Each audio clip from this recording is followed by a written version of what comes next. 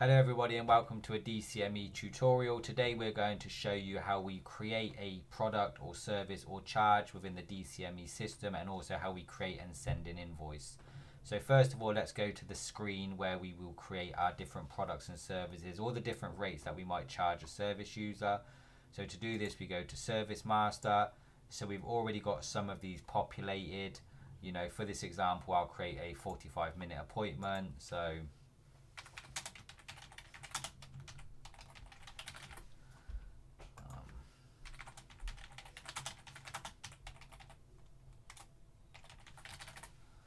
and we want to charge £20 for this.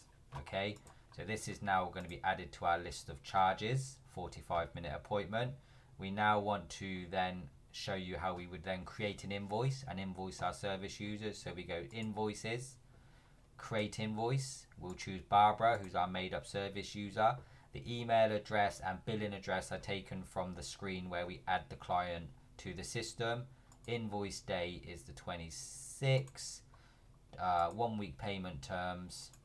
And now we're just going to add the different charges for that week. So let's say, for example, Barbara had an hour's care on Tuesday. And she also had a 45-minute appointment today. There you go. So this is our invoice for that period. Once we're happy with the invoice, we can edit it if we need to. We click Submit.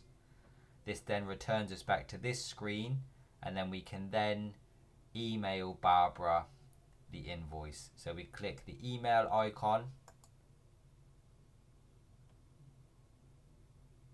The page refreshes to indicate the email has been sent.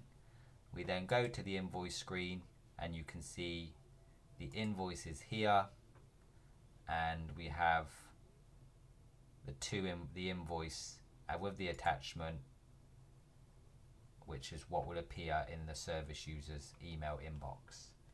I hope this new functionality will allow you to now charge your clients directly from the console, and it will help make your business better and make your processes more streamlined.